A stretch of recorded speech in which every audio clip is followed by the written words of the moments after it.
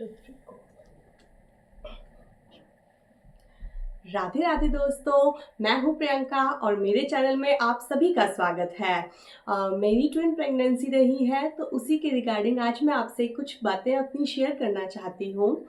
तो जब मुझे भी लोग पूछते हैं कि जब आपने बेबी शावर किया था तो किसी तरह का कोई गेस किया होगा कि आपके क्या होंगे या क्या होने वाले हैं या क्या होने वाली है। तो हाँ, मैंने भी कई तरह के गेस किए थे और लोग मुझे देख के बोलते भी थे, मेरे पेट को देख के बोलते थे कि तुम्हारी प्रेगनेंसी जुड़वा बच्चों की है, साफ ही लग रहा है पेट के आकार को देख के। लेकिन पेट के आकार को देख के कुछ कुछ अनुमान भी लगाते थे कि शायद तुम्हारे बेटे हों, शायद तुम्हारी बेटियां हों। बट चलो होगा तो जो भी, लेकिन हाँ, ये है कि जो जो मुझे सिम्टम्स आए थे, जो जो मुझे अनुमान लगे थे, वो मैंने एक अपनी डायरी में नोट कर लिए थे।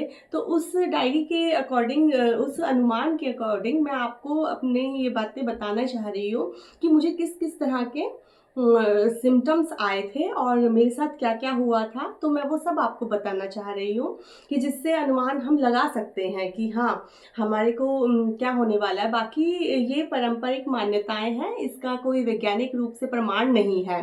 तो चलिए शुरू करते हैं, मैं आपको बताती हूँ। तो सबसे पहले होती है मॉर्निंग सिकनेस। तो सबसे पहले मॉर्निंग सिकनेस में कहा जाता है कि अगर लड़का है गर्भ में तो शायद मॉर्निंग सिकनेस नहीं होती है, और लड़की है तो मॉर्निंग सिकनेस रहती है। तो हाँ, ये इसमें बिल्कुल सही बैठता है कि मेरे को मॉर्निंग सिकनेस नहीं थी। तो मेरा अनुमान लड़के की तरफ था कि हाँ, शायद मुझे लड़का हो, क्योंकि मुझे मॉर्निंग सिकनेस बिल्कुल भी नहीं है। दूसरा होता है हेयर।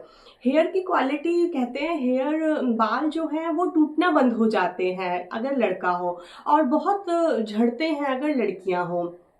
तो ये मेरे पे भी सही बैठा था कि मेरे भी जो हेयर थे वो टूटना काफ़ी बंद हो गए थे।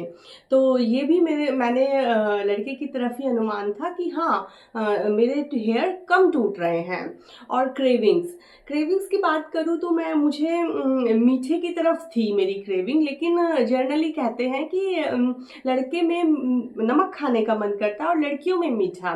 तो इसमें मेरी थोड़ी गड़बड़ थी, ये मुझे समझ नहीं आया। लेकिन फिर भी मुझे लगा कि हाँ, शायद हो सकता है कि लड़की हो या जो भी है, लेकिन मेरा जो स्वीट का था, मेरा स्वीट की तरफ था, क्रेविंग्स था वो स्वीट की तरफ था। और स्किन, कहते हैं कि स्किन लड़के के टाइम पे काफ़ी अच्छी हो जाती है और ड्राई हो जाती है, थोड़ा ड्राई रहती है। और लड़कियों के टाइम पे कहते हैं अच्छी हो जाती है, सॉफ्ट रहती है। तो हाँ, ये स्किन प्रॉब्लम मेरे को, ड्राई मैंने बताया ही था कि मेरे हैंड और काफ़ी फेस भी ड्राई साइड था। तो ये भी लड़के की तरफ ही आता है कि मेरी स्किन जो थी वो ड्राई थी। मूड स्विंग्स, मूड स्विंग्स क्या कहते हैं, लड़के के टाइम पे मूड स्विंग्स बिल्कुल नहीं होते और लड़की के टाइम पे रहते हैं। तो हाँ, मुझे लड़के के टाइम पे मूड स्विंग्स नहीं रहे हैं। तो मुझे यही था कि हाँ, शायद लड़का है, इसी वजह से मुझे मूड स्विंग्स नहीं हो रहे हैं। और कहते हैं पेट के बनावट के आकार पे भी लोग प्रमाण देते हैं कि हाँ, शायद तेरे को लड़का हो या लड़की हो, बड़े बुजुर्ग बोलते हैं। तो हाँ, मेरा बेबी बम था वो काफ़ी नीचे लोअर साइड में था। तो कहते हैं लड़के के टाइम पे बेबी बम लो साइड पे होता है और लड़की के टाइम पे ऊपर की तरफ रहता है। तो मेरा जो बेबी बम था वो नीचे की तरफ ही था। और कॉम्प्लेक्शन की बात करें तो ग्लो आता है लड़के के टाइम पे, और लड़की के टाइम पे थोड़ा मतलब जो स्किन होती है वो डल होने स्टार्ट कर देती है, क्योंकि कहते हैं लड़कियां अपनी माँ की सारी सुंदरता ले लेती हैं। तो हाँ, मेरी जो शुरुआत में मुझ पे बहुत अच्छा ग्लो था। और ये स्टार्टिंग में सब मुझे बोलते थे कि तुम प्रेग्नेंट हो तो काफ़ी ग्लो कर रही हो। तो हाँ, मेरी स्किन ग्लो हो गई थी। और बेबी की हार्ट बीट, मेरी बेबी की हार्ट बीट हमेशा लो ही आती थी। और कहते हैं लड़के के टाइम पे लो ही रहती है और लड़की के टाइम पे हाई रहती है। और फ्रंट, कहते हैं कि जो गर्भ होता है वो आगे की तरफ हो तो लड़की हो, और अगर पूरी तरह फैला हो तो लड़का होता है। तो हाँ, मेरा जो बेबी बम था वो पूरा आगे की तरफ और से पीछे की तरफ तक था।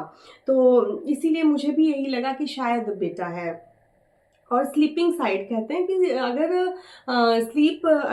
लेफ्ट साइड में सो रहे हैं तो लड़का है, और अगर राइट साइड में सो रहे हैं तो लड़की है।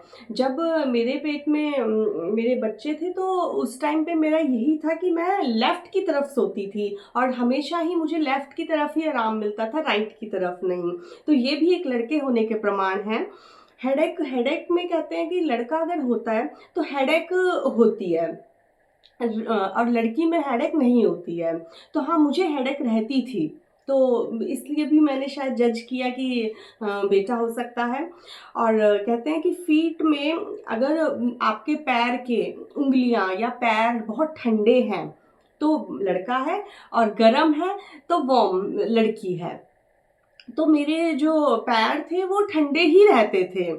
और हबी का वेट, जैसे हस्बैंड का वेट है, हस्बैंड का वेट मैंने देखा, नोट किया कि उनका भी बड़ा ही है। अगर लड़का होता है तो हस्बैंड का वेट बढ़ता ही है, और लड़की है तो हस्बैंड का वेट उतना बराबर सा ही रहता है। तो ये भी उसी साइड जाता है।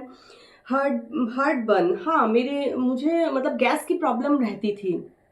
तो जब कहते हैं कि लड़का होता है तो गैस की प्रॉब्लम नहीं रहती, और लड़की होती है तो गैस की प्रॉब्लम रहती है। तो ये तो अलग ही बैठा था, लेकिन फिर भी चलो नेक्स्ट स्टेप में बढ़ते हैं। और सब मुझे यही बोलते थे कि तुम्हारी गट फीलिंग क्या कहती है। तो हाँ, मेरी गट फीलिंग कहती है कि मैंने चार्ट के अकॉर्डिंग अपना एक चार्ट बनाया था, उसके अकॉर्डिंग मेरे जो अधिकतर सिम्टम्स पड़ते हैं वो बॉय की तरफ ही पड़ते हैं। तो मेरी गट फीलिंग हमेशा लड़के की तरफ ही रही थी कि हाँ, मुझे बेटे ही होंगे, क्योंकि मेरे सारे सिम्टम्स बेबी बॉय वाले हैं। बाकी ये सब हम अनुमान लगाते हैं, ये पारंपरिक तौर पे मान्यता इसकी नहीं है, वैज्ञानिक तौर पे इसे बिल्कुल नहीं माना जाता। थैंक यू, आशा करती हूँ आपको मेरी वीडियो पसंद आएगी। लाइक शेयर सब्सक्राइब जरूर कीजिएगा। राधे राधे।